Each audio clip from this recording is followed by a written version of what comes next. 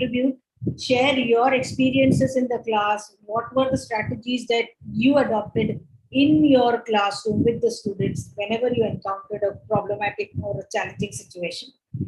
So only three objectives that I set for this next 45 minutes is: what is behavior management? To understand that, why is it necessary, and to hopefully help you all to devise a behavior management plan by the end of the session, so that you could carry it to your classroom or to your friends and colleagues and to your school and devise a proper behavior management plan for your school. Okay, so that is the objective that I have set for the next 45 minutes, and hopefully I should be able to achieve that. Okay, so what is behavior management? As I said, it's about dealing with the behavior of the students. So in a classroom, as educators, we plan our lessons. We decide on what should be the teaching strategy. We also ensure that the learning environment is conducive for all the learners. Despite taking all these measures, a lot of times we come across some variables which somehow is not under our control, and that causes a lot of disruption in the class. Okay, what I'm referring to is some unexpected behavior of the students. Okay, so when you talk about behavior of the students, there are positive behavior as well as negative behavior that we encounter. Okay, so primarily what we are focusing at today is, the undesired misbehaviors that we encounter in the class, and how do we effectively manage those behaviors so that we help our students to be better connected with us throughout the learning process, and they have a positive behavior not only in the classroom, in school, but also something that they could use throughout their life, okay, even outside the classroom setting. So behavior management is nothing but set of actions or strategies or plan that as a teacher that you will use to ensure an optimal learning environment. Okay, so we are talking about the kind of environment that we would want to have in the class, and what strategies would we want to adopt in the class so that misbehaviors are managed. All right. So whenever we talk about behavior management, there are three aspects. Okay, it is called as the ABC theory. ABC, where A stands for what led to this particular behavior of the student. Okay, so if I see a child, probably one of the misbehaviors, if I have to go to you, would be an aggressive behavior in the class. If a child is demonstrating an aggressive behavior, so what could have led to that aggressive behavior? Probably the message that is getting communicated through the behavior of the child is possibly the child is angry, possibly the child is frustrated, or there is something that the child wants to express, and the vent for that particular expression is in the form of an aggressive behavior. So the A here is what has led to that particular behavior, which is the antecedent.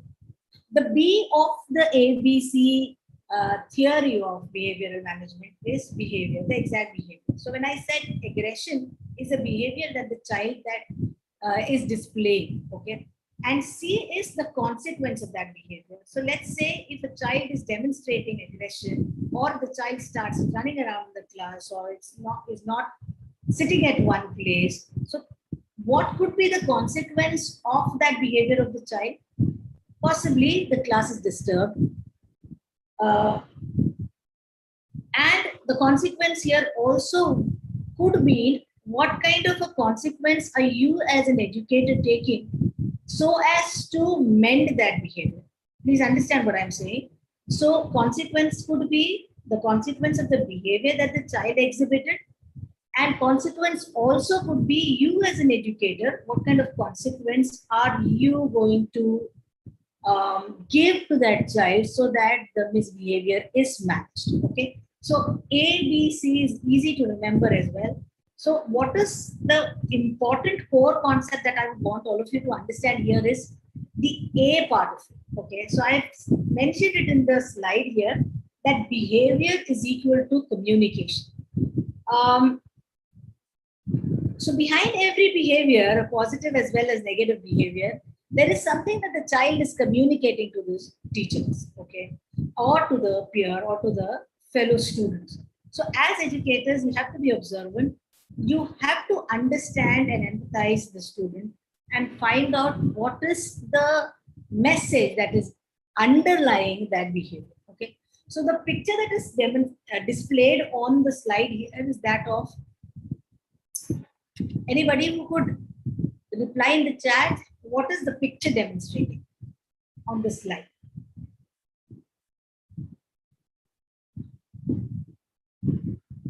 And how do you relate it to behavioral management?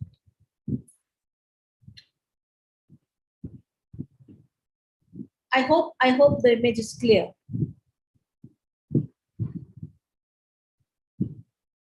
Very good, Dr. Smita.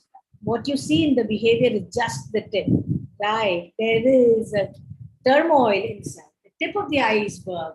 Absolutely. So you see only the tip of the iceberg, and the larger chunk of it, which causes that behavior, is what is important, which is not seen. Okay. So as educators, it is very, very important for us to understand what is the reason for that behavior. I hope this is clear to all of you. So whatever points that came in the chat, when I asked you what are the expectations from this session of yours, you were looking at specific areas, that how to deal with this particular child, or how to deal with a child with this particular problem or this particular behavior. Okay. So the major solution that I can offer to you is you have to understand the reason of that particular behavior. What prompted that behavior to be displayed by the student. Okay. So behavior is equal to communication. I want everybody to understand this properly. Okay. What is shown above is not everything. Yes, Meena Gupta, absolutely. Okay, so the next slide that you see here is a state which none of us would want to be ever in the class. Okay, but having said that, you must be knowing that teachers who are more experienced, okay, senior teachers specifically, they are kind of veterans when it comes to behavioral management. They know exactly how to get positive behavior in their class.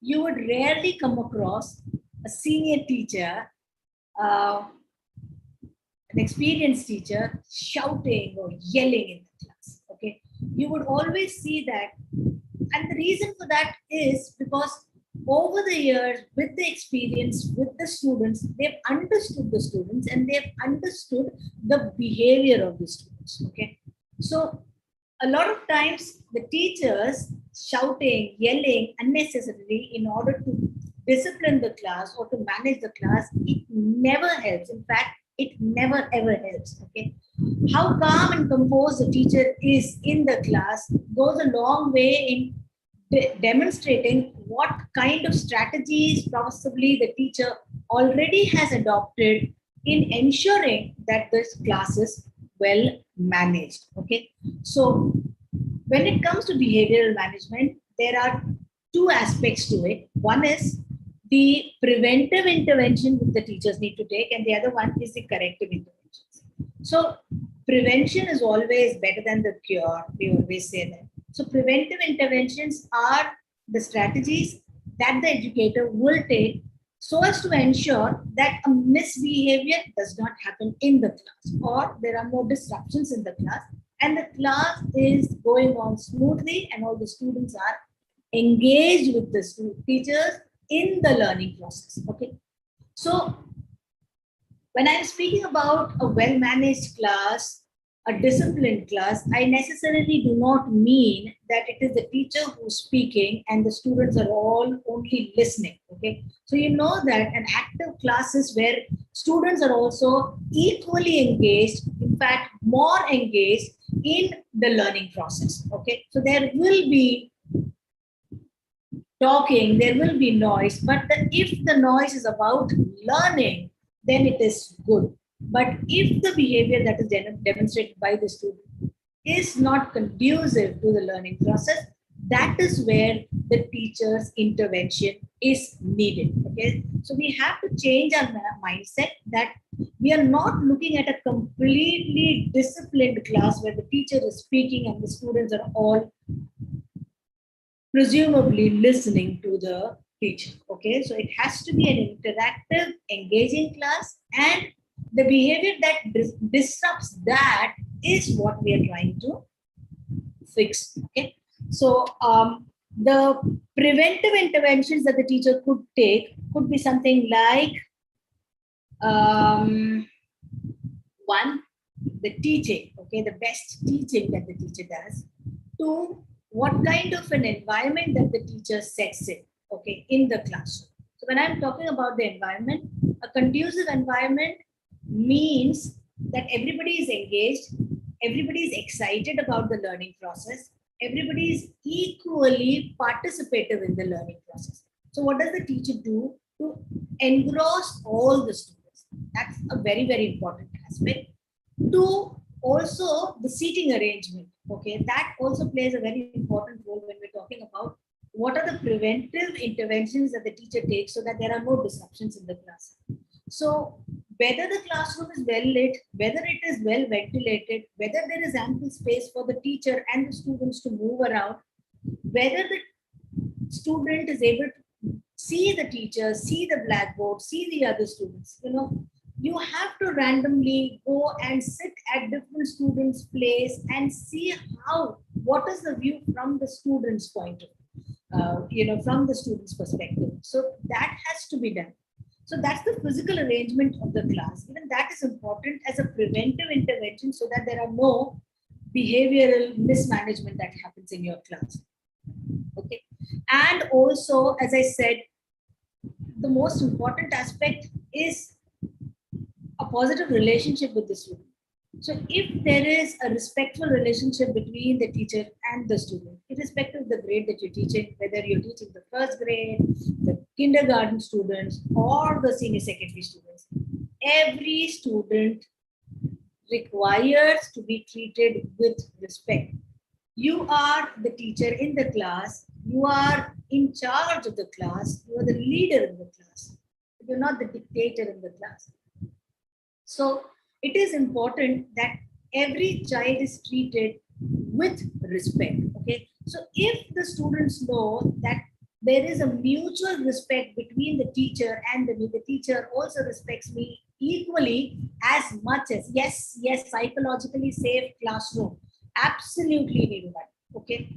If the child knows that the teacher likes me, the teacher respects me as much as I respect the teacher, automatically whatever you tell to your students, the behavior that you expect from the students, they will do that. But if the child knows that the child, no matter what I do in the class, this teacher is not going to like me, she does not respect me, she's all the time shouting at me. If that is the message that you communicated to your students, it's going to be a very, very challenging task. Okay. So preventive, yes, every child is eager to get teachers' attention and connectivity. And that's not wrong at all, right? So when we say that engage everybody in the class, we mean engage all the students in the class. Okay? And every child has the right to get the teacher's attention. I know it becomes a little challenging to cater to every student, but all our attempts have to be in that particular direction. And that's not wrong at all for a student to, ask for the teacher's attention. And I think it is the student's right. Okay. So that's about preventive interventions, what you need to do so that misbehaviors do not occur in the class. And corrective interventions are the interventions or strategies that you would adopt if there is a misbehavior that you see in your class? Okay, so let's say I see that a child has misbehaved in the class. So what is the strategy that I'm going to adopt? What kind of punishment or consequence am I going to? A gentle tap on the student's back, yes, also goes a long way. You know, a word of praise, some motivational strategies that you adopt in the class. Yes, it goes a long way in ensuring that the students behave well in the class. But what I am talking about is, despite all these preventive interventions, even then you are likely to experience some misbehavior in the class.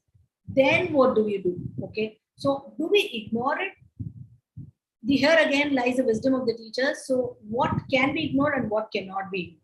Okay, so don't bring everything to the focus that, you know, how dare you behave like this or anything like that. Okay, but you need to have a plan in mind, saying that if this is the misbehavior that you see in the class, what kind of consequence are you going to give to the child? That again may vary from child to child. If you know that this particular child, for this particular child, this is a consequence which will be best suited. Okay, you may give that. You can say that, okay, because of this misbehavior, you're possibly not going to attend the next class of mine. Okay, that seems to be a very easy alternative, but it does not work every time, you know. So what happens eventually is the child is missing the class. So you have to look at what really would bring about an effect on the child, so that the child does not repeat the behavior again.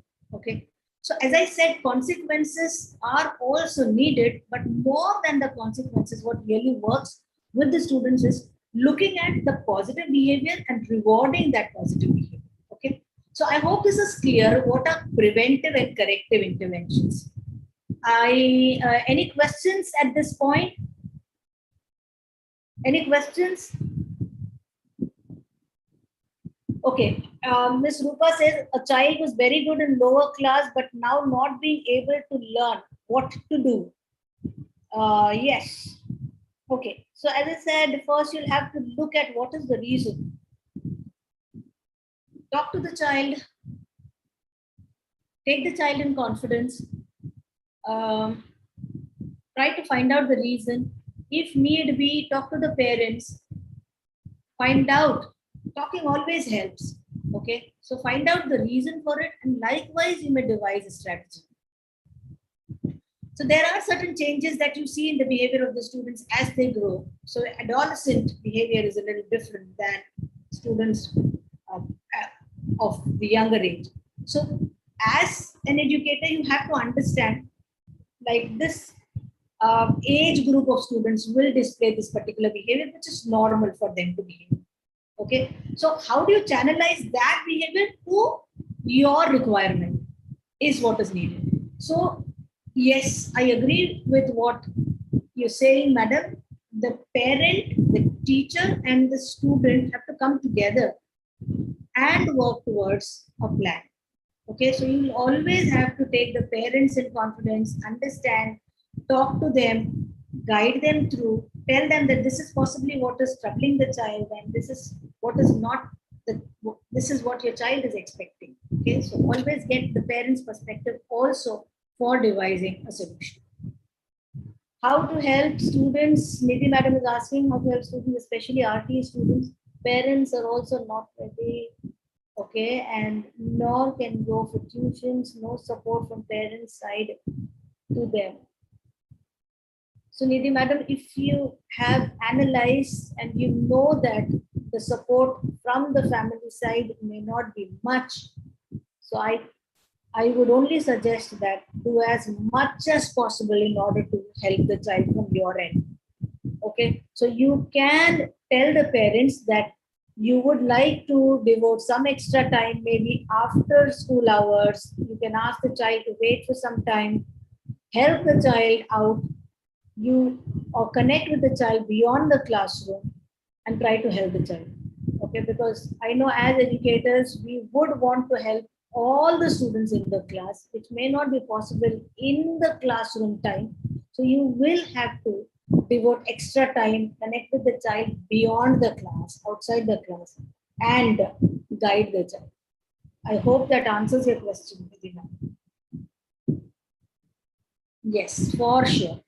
Okay, because these students have to be given that dedicated extra time in the classroom. Possibly they may not get everything because you need to cover the lag that they are already facing. Only then they will be able to come, with at par with the other students.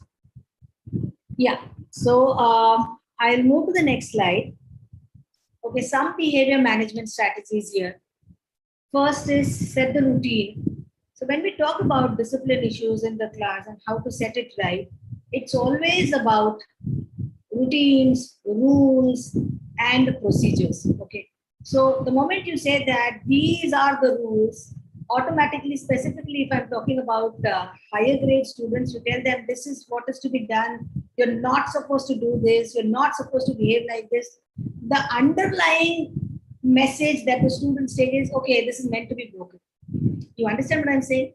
So it is more appropriate to set routines and procedures in the class rather than rules. Having said that, rules are something that the students have to adhere to. All right. So when you start a session, okay, how do we set the routine? How do we set the rules? It's important to channelize their energy. So whenever we start with a new academic session, the teachers are excited. It's a new session. Students are equally excited, okay, to meet a new set of students, to meet new set of teachers. So you have to actually cash on that energy which they have at the beginning of the session, okay. So that's the right time to invest your time into behavior management and to set the expectations and the routines clear, okay.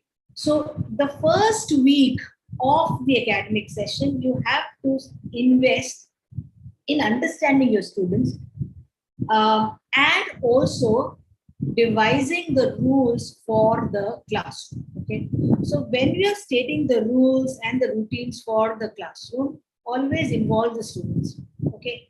Ask them what do they think? Okay. So here you can use the inquiry learning strategy wherein you just keep on asking questions to the students. You can raise a case, maybe, would you like if you are speaking and there are a group of students also speaking with you, and look for the responses from the students. They would obviously say no. So what do you think is the right way? So they would say that we would want one student to speak at a time, or we would want, we should be raising our hands, and the student who raises the hands, only when the teacher says, probably they should be allowed to speak or express their thought.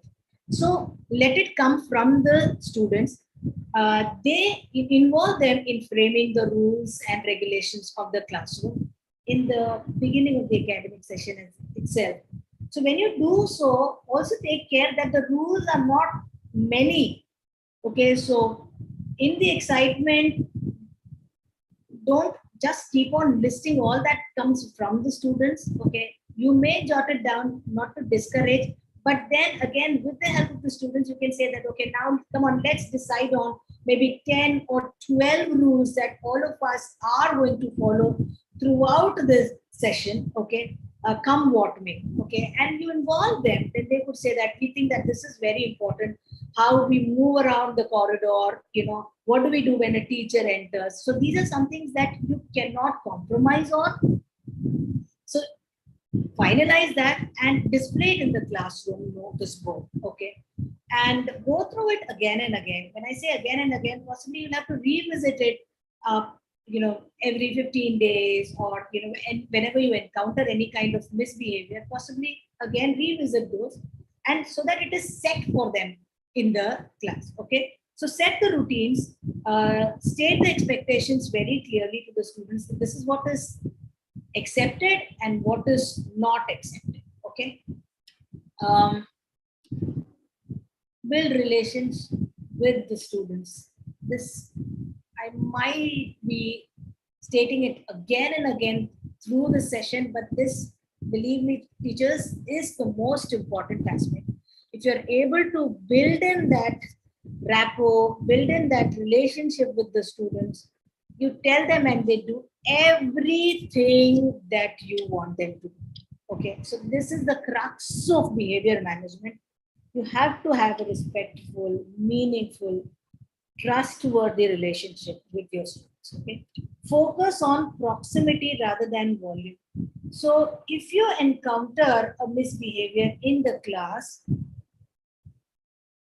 a lot of times what really helps and the easiest way is you getting closer to the student. So let me say that I have this child who's demonstrating misbehavior in the class frequently.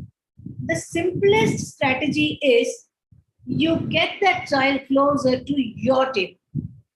Okay, so that proximity, yes, the teacher is watching me, the teacher is closer to me, gives a kind of a signal to the child that I have to mend my behavior and I have to demonstrate what is right in the classroom. Okay, so focus on proximity, no shouting, that is not needed. Get closer to the child. Okay, get the child closer to you. Okay, that really helps a lot of time. Engage all students. The key word here is all. Okay, all the students. So you have to have your teaching strategies which involves all the students. So a lot of times misbehavior in the class is when a student is felt not involved. If he does not understand, he or she does not understand what is going on in the class, I'm not getting what the teacher is explaining, they get involved in a lot of unwanted behavioral aspects which disrupts the class. Okay, so if you are using strategies, if your teaching is engaging, half the task is done. Okay, praise the students. You may have to praise the students for every positive behavior that they demonstrate. So you also have to be consistent. To begin with, if I have identified some students in the class whom I need to work with respect to their behavior, you have to be really observant about these students. And when you see a misbehavior, okay, you are taking a note of it. And if you see them demonstrating a good behavior, immediately you need to praise them. Okay, so when you do that, the child knows that I'm getting a praise for this behavior. The child is more likely to display that positive behavior again. So praise the students whenever they are demonstrating a positive behavior. The next is build feedback loops. Feedback has to be constructive, timely. Okay, just shunning them, shouting at them, saying that this is not what is expected from you. I'm not liking what you're doing. So you have to tell them why is that behavior not accepted? What is the other behavior that is expected? Okay. As educators, we think that a lot of times that students should be behaving like this, should do this. When I come to the class, you expect that they have to be ready with their notebooks, they have to be ready with, they have to be focused, they have to behave in a particular way, demonstrate a particular behavior. But a lot of times students don't know what is the expected behavior. Okay. So unless and until we tell it to them, we explain it to them that children, this is what is expected, they don't know. They behave the way they want to. And then that is where the conflict arises. Okay. And be consistent. We try, but our strength is 60 per class. Indu madam, I know it is daunting. I know that it is challenging. Okay. But if we don't do it, who will do it? Tell me. See, the online classes, I agree. The large classes is a challenge, is an issue. But as I said, in a class of 60 or in a class of 40, you have to be vigilant and observant about only those students okay, there will be some number of students on whom you will have to work with respect to behavioral aspects. Are you able to identify that? That is important. Okay, so if you think that you've tried but it is not helping, I would suggest that take help from colleagues. You can discuss it with the senior teachers. You can discuss it with the counselors. Take the help of the counselors in the school. Okay, they'll help you with some strategies. They will actually address the students. But then a larger class cannot be always cited as a problem. Okay, as I said, you have to identify the students on whom you need to work on. Not every child will require that much attention of yours. Okay, I hope you agree with me.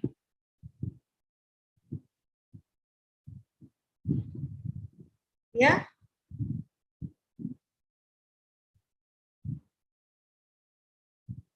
All right. So these are just some examples of expectations that you can set with your students. Okay, with the, they have to be partner in framing this. As I said, we'll listen to each other and have only one person speaking. We finish our work in time. We use kind words. We would respect each other. We say, please, thank you. These are words that we have to demonstrate also through our behavior. And students, a lot of time, in fact, most of the time, learn from modeling. Okay, so your behavior is a major part which the students learn from. So it's not only the verbal aspects of it, your body language, the way you behave in the class, how disciplined you are with respect to your tasks, with respect to what kind of, whether your approach overall in the class is also what the students all the time observing. So they learn it from that. So you have to first model it through your behavior. And yes, the students learn from it. Okay, keeping the classroom tidy. So these are general things which we all want our students to demonstrate. Okay, we identify the students who have problems in the beginning and give them more attention. Absolutely, yes, that's the key. Okay, the next thing is establishing smooth routines. Now the routines are how do they behave when one class gets over and the other class has to begin. So the transition time. What is expected behavior when they move from one class? Maybe it's their computer period and they have to move to the computer lab. So these are routine behavior, and you know that you have to set it right at the beginning. Okay, so you have to tell it to them, explain it to them. So when the bell rings, you have to form a line.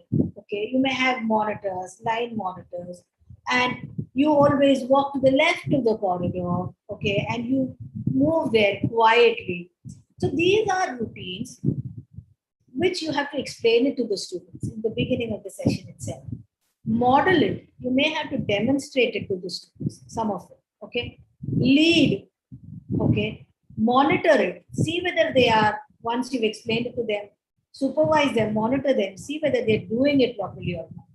And then, if that necessary, you may also have to review it. Okay, so periodically, whatever rules or routines that you have set may or may not work.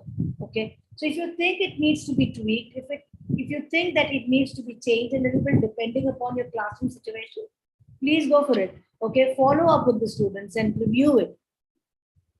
So what are the kind of rewards that you can give to the students when they demonstrate positive behavior? Okay, so the rewards need not be always something which is tangible. Okay, a lot of times intangible rewards also do wonders. Like, these are some simpler things that always works with the students.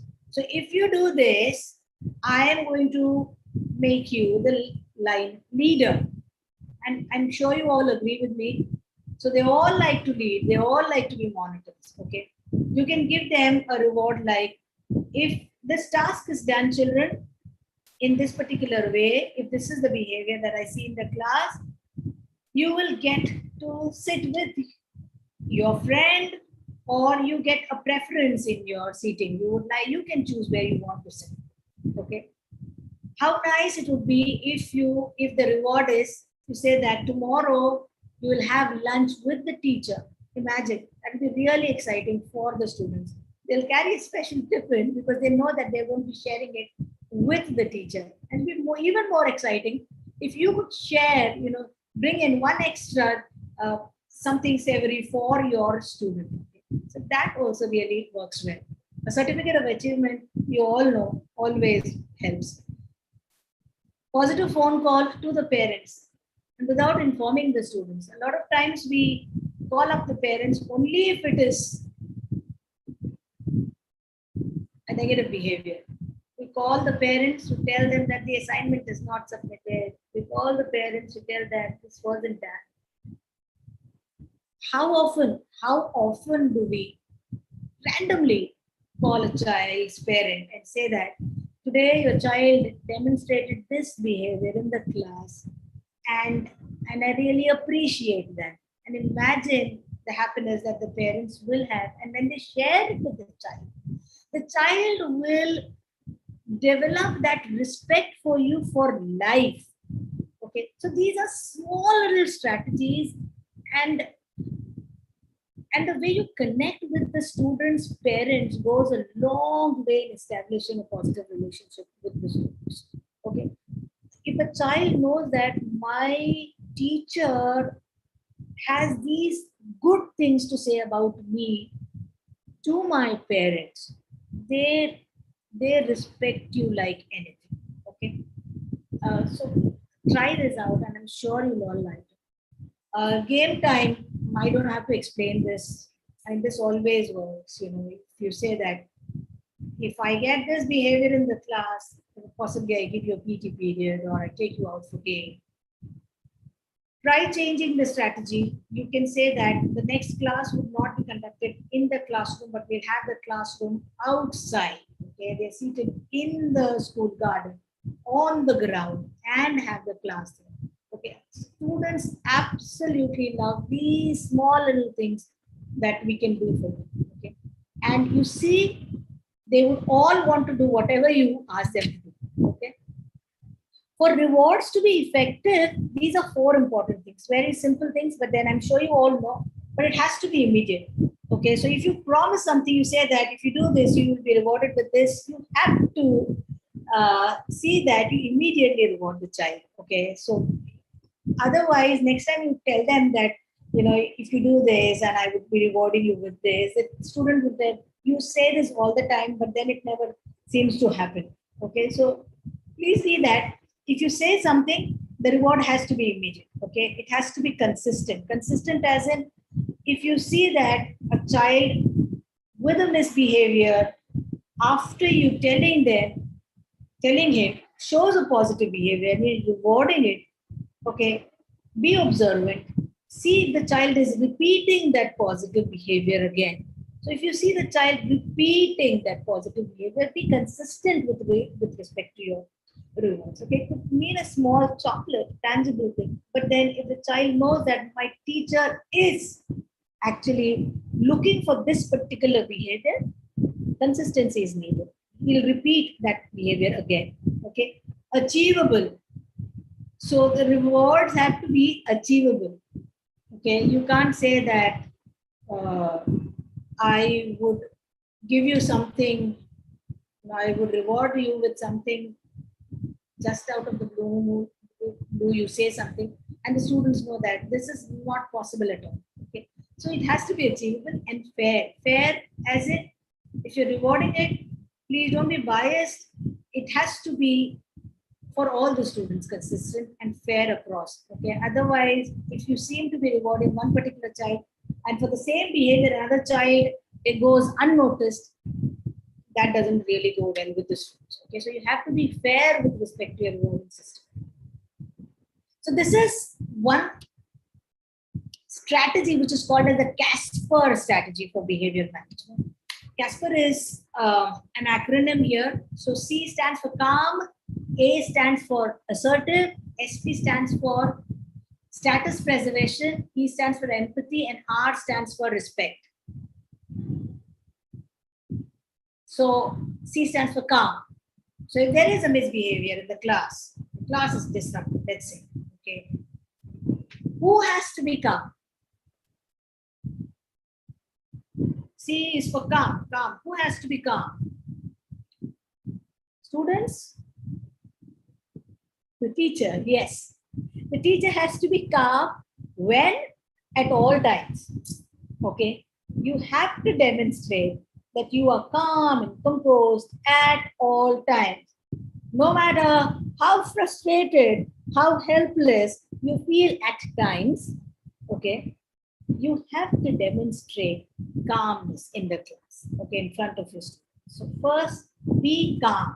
If you think that things are getting out of control, you're not able to manage, go to the class for a minute or two, okay, calm yourself and then enter. Because if you're not in that state of mind, if you're not calm, you end up in a behavior which is not conducive for the class. Okay. So be calm first. Second, you have to be assertive. I said this already. The teacher is the leader in the class. So you have to be assertive. You cannot be imposing everything on the students. You cannot say that, you have to do this, you have to do that, because you're the teacher. You know that it's not going to work like that. Okay, but be assertive. You have to communicate it to the students that this is not accepted, okay, and these can be accepted, and this somewhat may is not accepted. Okay? So you can be kind, you can be calm with them at the same time, be assertive. All right. Status preservation is specifically when you're talking about how do you handle a misbehavior. You would not want to share the feedback with the student in front of the entire class. So a child will never ever like. If you have to praise, if you have to reward, do it publicly. But if it is a behavior mismanaged and you want to mend it, you're trying to rectify it, for God's sake, please don't do that in public. Okay, always call the child out and in person. Okay, you will have to give the feedback to the child. Okay, E stands for empathy. The bottom line of it, you have to understand, you have to empathize with the child. Why did the child behave in a particular way? Okay, there has to be a reason for everything. Students just don't misbehave in the class without any reason. You have to find out the reason. The reason could be personal with the child. The reason could be in the classroom. There are the students who are causing that misbehavior. The reason could be the child is not understanding it, the way you probably transacting the lesson. The child is not able to understand. There could be different reasons, but then you have to empathize with the child, understand why the child is behaving in a particular way. I have spoken enough about this. Respect, very, very important. So the CRASPER strategy is a strategy that really works very well for behavior management. Okay. Positive and negative talk. So what kind of language that you use in the class goes a long way, okay, in ensuring that your class is well behaved, well managed.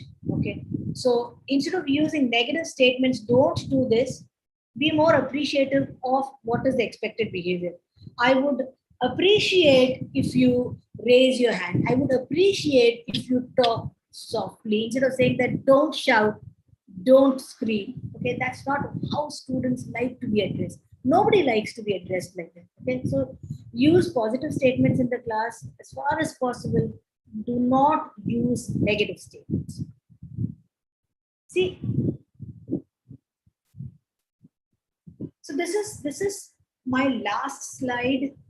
The crux of all that I said is for a positive behavior in the class, you have to build relations, set expectations correctly with the students, and you have to be consistent. You never know. You could be that one person in the life of the child to change the life of the child. Okay. Through I just met today one of the student, and the student said it's not always, and I would quote exactly what the child said to me, okay, that it's not always the academic aspects that the children look at from a teacher. Okay, so it is the other aspects, the way you connect with the student, the way you build a rapport with the student, how much you understand that child. So they have this respect for you for life when you're able to establish that kind of a relationship with the children.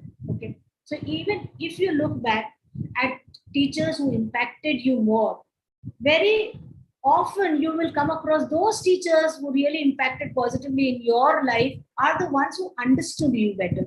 Okay. Who impacted you with respect to your behavior. You would say that they always, that teacher, because he or she always motivated me. He or she always was respectful towards me. Okay. You would rarely say that that is one teacher that I look up to because that teacher was a master in the subject. That is also important. But what I'm trying to emphasize is understand the children, understand the psychology of the children, be a little more empathetic towards your students, and establish relationships. Okay, so that's going to help. That's all from my side. I hope you could take some strategies that you could use it in your class with your students. If there are any questions, I would like to take it. I think we're on time.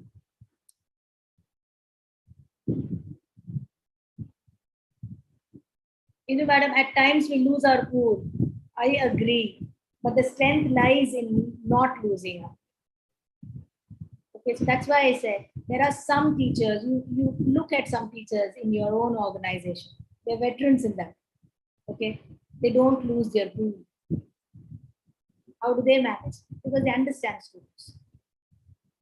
So each one of us will get there. Okay, but never lose your cool with the students. Doesn't help.